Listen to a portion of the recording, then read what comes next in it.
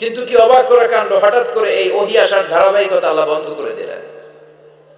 ওহী আর আসে না, আকাশ থেকে নতুন তথ্য আর নামে না। ঘটনা কি? ওহী আসে না কেন? তথ্য আসে না কেন? জিব্রাইল আসে না কেন? কোন বর্ণনায় এসেছে 15 দিন, কোন বর্ণনায় 1 মাস, 3 মাস, এমনকি 6 মাস পর্যন্ত বর্ণনা পাওয়া যায় যে বিশ্বনবীর কাছে 6 মাস ওহী আসে নাই। বিশ্বনবী তো অবাক, ঘটনা কি? ওহী নামে না কেন? আর ওহী না আসলে তো বিশ্বনবী শেয়ার করতে পারে না। এতদিন যা আসতো বলে বেড়াতো, এখন আসেও না, বলতেও পারে না। কাফির মুশরিকরা বিশ্বনবীর গালি দিতে শুরু করলো, মুহাম্মদের রব মুহাম্মদরে ভুলে গেছে, মুহাম্মদের আল্লাহ মুহাম্মদরে ছেড়ে দিয়েছে। বিশ্বনবীর চাচি আবু লাহাবের স্ত্রী উম্মে জামিল বলতে শুরু করলো, কি মুহাম্মদ, তোমার শয়তানটা তোমার কাছে আসে না? না, শয়তান দ্বারা তিনি জিব্রাইলকে বুঝিয়েছেন যে তোমার জিব্রাইল তোমার কাছে আসে না। এভাবে সবাই গালমন্দ করতে শুরু করলো যে মুহাম্মদের আল্লাহ মুহাম্মদকে ভুলে গিয়েছে। বিশ্বনবীকে আল্লাহ আশ্বস্ত করলেন আর এই সূরাটা নাযিল করলেন আর বললেন ওয়াদ-দুহা, ওয়াদ-দুহা, দুহা মানে আলো, দুহা মানে আলো, প্রভাতের সূর্য কিরণের শপথ। Look up, the sunlight, it's a very beautiful day out there. নবী হতাশ হবেন না, বেরোন, সকালের সূর্যটা কত সুন্দর, কি ঝলঝলে পৃথিবী, ফকফকে আর তকতকে, দেখলেই মনটা ভরে যায়, ঠিক কি না? দুহা, দুহা মানে আলো, আশার আলো, সম্ভাবনার আলো। আমাদের জীবনে আলোর দরকার আছে না নাই? আলো না থাকলে আমরা বাঁচতে পারবো? আলো লাগে বড় ভালো। এই আজকে আলো না থাকলে আমরা দেখা যেত। এজন্য কোরআনকে আল্লাহ আলো বলেছেন। কোরআনকে কি বলেছে? কিতাবুন আনজালনাহু ইলাইকা লিতুখরিজান নাসা মিনাল যুলুমাতি ইলান নূর। Muhammad, I've revealed this holy Quran unto you to lead the mankind out of darkness into the light. অন্ধকার থেকে লাইট, লাইট মানে কি? আলো, আলোর দিকে নেয়ার জন্য এই কোরআন পাঠিয়েছি। আবার বিশ্বনবীকে আল্লাহ নূর, নূরের সাথে তুলনা করেছেন। আবার বিশ্বনবী আল্লাহর কাছে নূর চাইতেন, বলতেন আল্লাহ আমার ডানে আলো দাও, আমার বায়ে আলো দাও, আমার সামনে আলো দাও, পিছনে আলো দাও, উপরে আলো দাও, নিচে আলো দাও, আমার দেহে আলো দাও, আমার মাংসপেশির ভিতরে আলো দাও, আমার হাড়ের ভিতরে আলো দাও, আমার জন্য তুমি আলো দাও। পড়েন আমিন। এজন্য আলো ছাড়া বেঁচে থাকা অসম্ভব। আল্লাহ তাআলা আলোর নামে সূরা দিলেন, সূরাতুদ দুহা, প্রভাতের আলো, প্রভাতের সূর্য কিরণের শপথ, আলোর শপথ। সুবহানাল্লাহ পড়েন। এরপর আল্লাহ বললেন ওয়াল-লাইলি ইযা সাজা, আলোর শপথ, সকালের, সকাল বেলার সূর্য কিরণের শপথ। দ্বিতীয় আয়াতে আল্লাহ বললেন রাত্রি বেলার শপথ, যখন রাত্রিটা নিঝুম হয়, হয় নিস্তব্ধ, নিঝুম আর নিস্তব্ধ রাতের শপথ। তাহলে আল্লাহ আলোর কসম কাটলেন, তারপরে অন্ধকারের কসম কাটলেন, ঠিক কি না? আলো দ্বারা মূলত আল্লাহ তাআলা ওহীর আগমনকে বুঝিয়েছে, আর অন্ধকার দ্বারা আল্লাহ তাআলা ওহীর অনুপস্থিতি বুঝিয়েছে। এটা দিয়ে আল্লাহ বুঝাতে চাইলেন, ও নবী, কাফির মুশরিকরা আপনারা গালি দেয়, ওরা বলে যে আমি আপনার ভুলে গেছি, আমি আপনারে ত্যাগ করেছি, আমি আপনার প্রতি অসন্তুষ্ট। না না, আমি ইচ্ছা করে ওহী পাঠাই না, কারণ সব সময় আলো থাকলে ভালো লাগে না, কিছু সময় অন্ধকারের দরকার আছে না নাই? বুঝে শুনে উত্তর দিয়ে। 24 ঘন্টা আলো, 365 দিন খালি আলো, আলো, আরো আলো। যদি সূর্যের আলো সব সময় থাকে 365 দিন, ভালো লাগবে? রাতে ঘুমাবেন কেমন? আবার সব সময় ঘুটঘুটে অন্ধকার, আলো নাই, ভালো লাগে? ক্ষেত খামারে চাষ করা লাগবে না, বাজারে যাওয়া লাগবে না। তার মানে আলোরও দরকার আছে, অন্ধকারেরও দরকার আছে। এটা দিয়ে আল্লাহ বুঝাতে চাইলেন, নবী, ওহী নাজিল করার জন্য দরকার আছে, মাঝে মাঝে ওহী বন্ধ রাখা আপনার বিশ্রাম দেওয়ারও দরকার আছে। চিৎকার করে বলেন আল্লাহু আকবার। এজন্য আল্লাহ বললেন ওয়াদ-দুহা ওয়াল-লাইলি ইযা সাজা মা ওয়াদ্দা'আকা রাব্বুকা ওয়া মা ক্বালা ওয়ালাল আখিরাতু খায়রুন লাকা মিনাল উলা। সুবহানাল্লাহ পড়েন। ও নবী, প্রভাতের সূর্য কিরণের শপথ, নিঝুম নিস্তব্ধ রাত্রিবেলার শপথ, আলো আর অন্ধকারের শপথ করে আমি বললাম আপনার প্রভু আপনারে ভুলে যায় নাই, আপনার উপর সন্তুষ্ট হয় নাই। আমি আল্লাহ ইচ্ছা করে ওহী বন্ধ রেখেছি, কারণ ওহীর একটা পাওয়ার আছে, বারবার ওহী রিসিভ করলে আপনার স্নায়ু এটা সহ্য করতে পারবে না, আপনার দেহ এটারে বরদাস্ত করতে পারবে না। নবী, আমি আপনার প্রতি এত রহম দিলে, এত ভালোবাসি, বারবার ওহী নিতে নিতে আপনার যে কষ্ট হয়, এই কষ্টটা আমার আল্লাহর সহ্য হয় না। এজন্য আমি আল্লাহ ইচ্ছা করে কিছুদিন ওহী বন্ধ রাখছি। সুবহানাল্লাহ পড়ে। তার মানে এই নয় যে আমি আপনারে ভুলে গিয়েছি, আমি আপনারে ছেড়ে দিয়েছি। আরে নবী, আমি তো আমার নামের সাথে আপনার নামকে জুড়ে দিয়েছি। লা ইলাহা ইল্লাল্লাহ মুহাম্মাদুর রাসূলুল্লাহ। যেখানে আমার আল্লাহর নাম, সেখানে বিশ্ব নবীর নাম আছে না নাই? আজান যখন দেই আল্লাহু আকবারের পরে বিশ্ব নবীর নাম আছে না নাই? একামতে আছে না নাই? আবার আল্লাহর জন্য যখন সালাত আদায় করি, শেষ বৈঠকে বিশ্ব নবীর উপর দুরূদ আছে না নাই? রাফা'না লাকা যিকরাক। ও নবী, আপনার নামকে আমি অনেক উপরে তুলে ধরেছি। আমার নাম যেখানে, আপনার নাম ওইখানে। গোটা বিশ্বব্যাপী আপনার নাম ছড়ায় যাবে। ওরা আপনারে গালি দেয় কবি বলে, ওরা গালি দেয় গণক বলে, ওরা বলে আপনি আফতার, লেস কাটা। আসলে যারা আপনারে গালি দেয় ওরাই লেস কাটা। ওরা আপনারে বলে আপনি নির্বংশ, আপনার ছেলেগুলো বেঁচে নাই, মেয়ে বেঁচে আছে, আপনার নাম নেয়ার কেউ থাকবে না। ওই আবু জাহেল, উতবা, সাইবা, ওদের নাম নেয়ার কেউ থাকবে না। আপনি লেস কাটা নন, আপনি নির্বংশ নন। ইন্না শানিয়াকা, চিল্লায় বলেন ইন্না শানিয়াকা। যারা আপনারে গালি দেয়, যারা আপনার নিয়ে কটু কথা বলে, ওরাই লেস কাটা, ওরাই নির্বংশ। ওদের বংশকে আমি আল্লাহই নির্বংশ করে ছাড়ি। চিল্লায় বলেন ঠিক কি না? ও নবী, মা ওয়াদ্দাআকা রাব্বুকা ওয়া মা ক্বালা।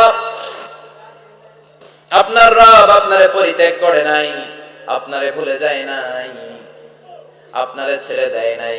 আপনার রব ইচ্ছা করেই ওহী নাজিল বন্ধ করে রেখেছে। আমি ইচ্ছা করেই আপনারে প্রেসার দিতে চাই নাই গো নবী, কারণ ওহী রিসিভ করা অনেক কঠিন। এটা আস্তে আস্তে আপনি অভ্যস্ত হবেন। সুবহানাল্লাহ পড়ে। ওহীর একটা পাওয়ার আছে না নাই? আমরা তো কি মজায় মজায় কোরআন পাইছি। এই যে কি সুন্দর কোরআন নিয়ে বসি, পড়ি, তাফসীর করি, কি মজার কোরআন। এই কোরআনটা রিসিভ করতে যে বিশ্বনবীর কত কষ্ট হয়েছে। এই কোরআনকে আল্লাহ বলেছেন এটা কাওলান সাকিলা, very heavy and weighty word. এটা অনেক ওজনওয়ালা কথা। ইন্না সানুলকি আলাইকা কাওলান, এটার অনেক ওজন। এই কোরআনটা যদি পাহাড়ের উপরে নাজিল করা হতো, পাহাড়গুলো দুমড়ে মুচড়ে ভেঙে টুকরো টুকরো হয়ে খান খান হয়ে যেত। ঠিক কি না? এত কঠিন বাণী এটা। ও নবী, আমি আলোর সাথে ওহীর মিল ঘটিয়েছি, আলো দিয়ে ওহীকে বুঝিয়েছি। সূর্যের যেমনি কিরণ আছে, তেজ আছে, এই ওহীরও একটা তেজ আছে।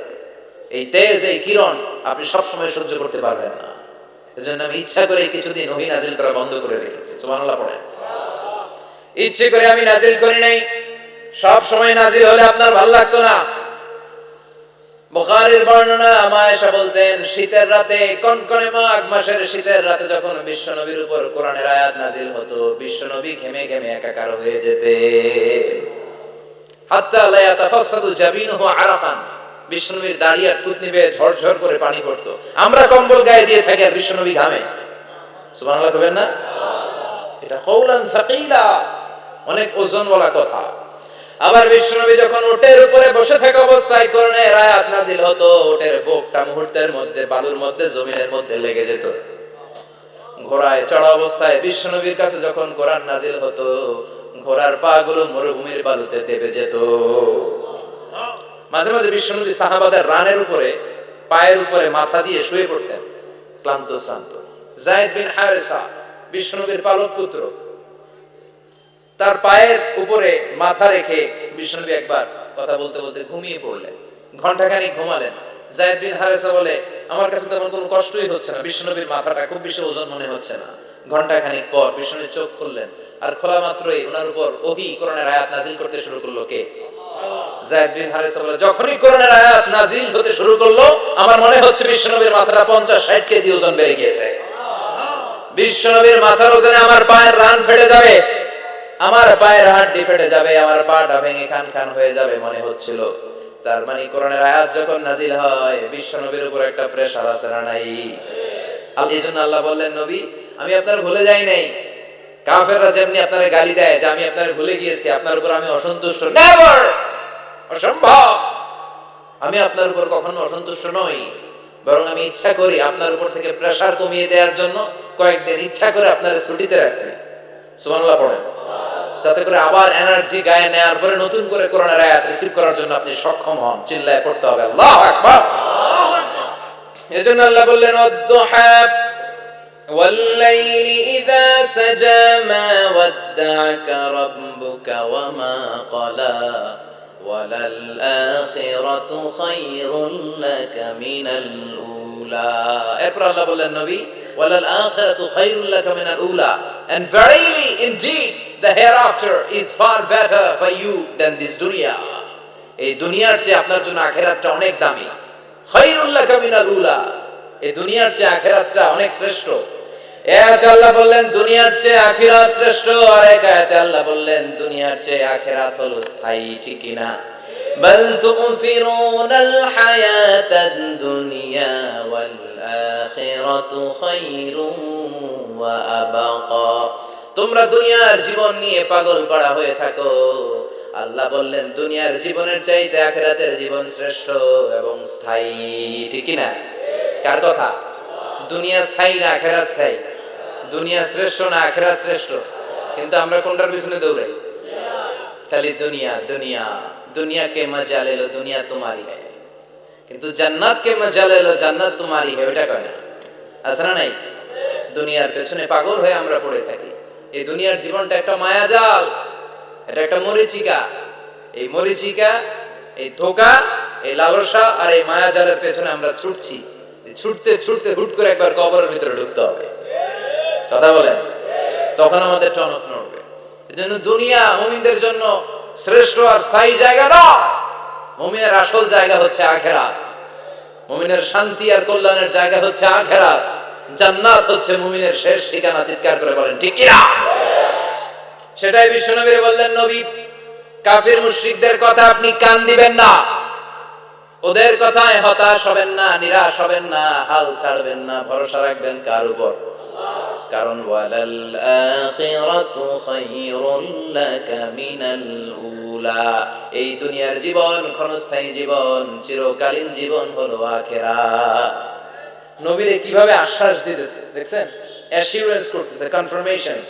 এই সূরাটা যে শান্তির সূরা, মোটিভেশনের সূরা, অনুপ্রেরণার সূরা, ইন্সপাইরেশন যে জায়গায়, প্রতিটা আয়াতে আপনি ইন্সপাইরেশন পাবেন। তো প্রতিটা আয়াতে আপনি উজ্জীবিত হবেন, সজীব হবেন, এনথিউজিয়াস্টিক এন্ড এনার্জেটিক হবেন, আপনি এনার্জি ফিরে পাবেন।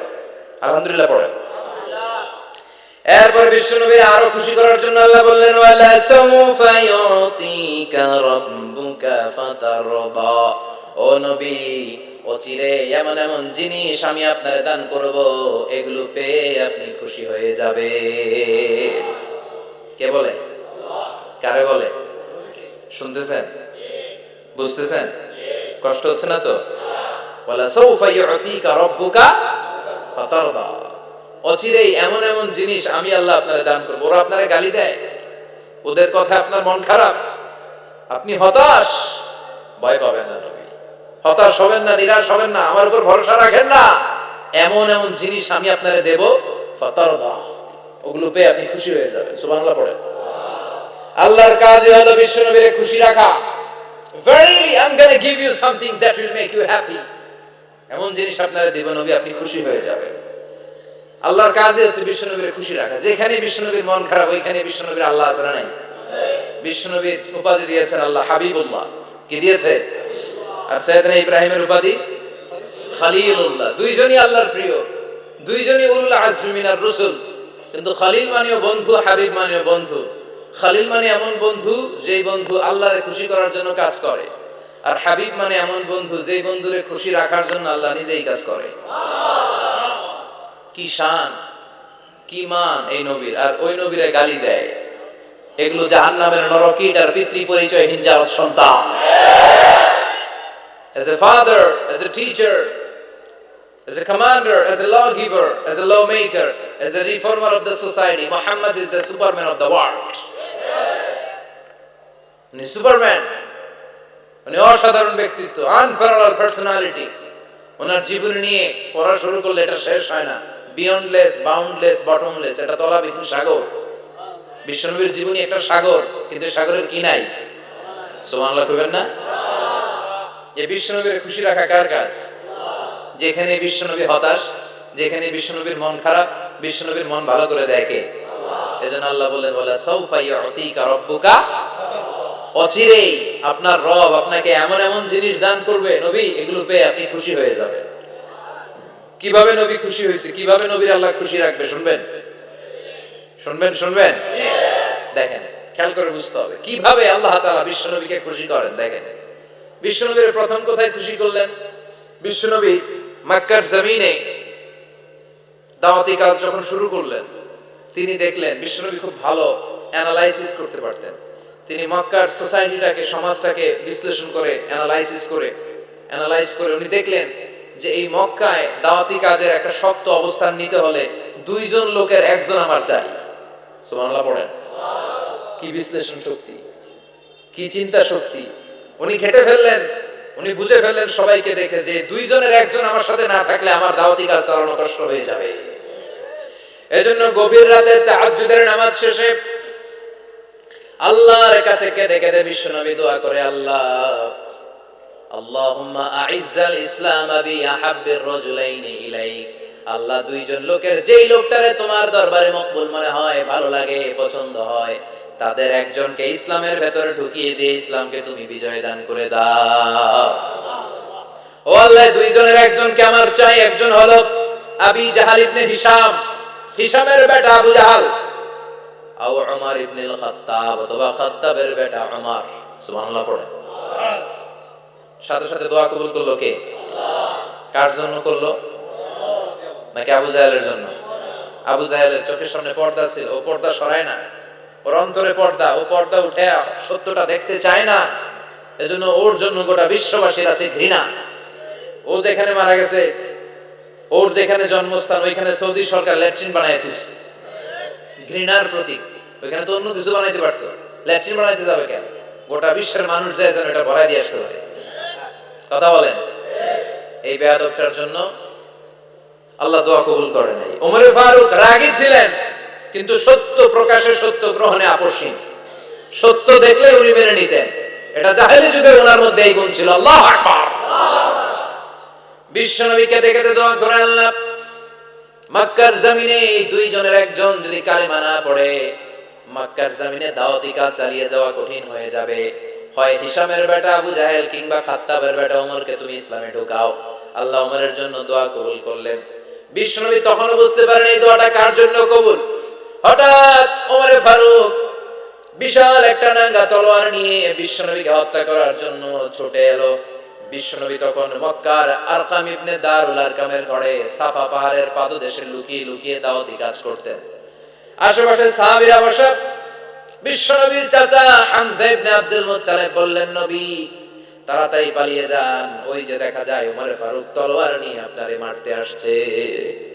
বিশ্বনবী বললেন, চাচা সরে যান, সাহাবীদেরকেও সরে যেতে বলেন, দরজাটা খুলে দেন, ওমরকে আসতে দেন। আমার তো মনে হচ্ছে ওই যে তাহাজ্জুদের নামাজ পড়ে আল্লাহর কাছে কেঁদে কেঁদে আমি দোয়া করেছি, আমার দোয়াটা আজকে কবুল হতে চলেছে। আমার তো মন বলছে আল্লাহ দোয়াটা কবুল করবে। দরজা খুলে দেন। ওমর ফারুক চলে আসলেন, এসে তলোয়ার রেখে দিয়ে আঙ্গুল উঁচু করে বলেন, আশহাদু আল্লা ইলাহা ইল্লাল্লাহ, আশহাদু আন্নাকা মুহাম্মাদ রাসূলুল্লাহ।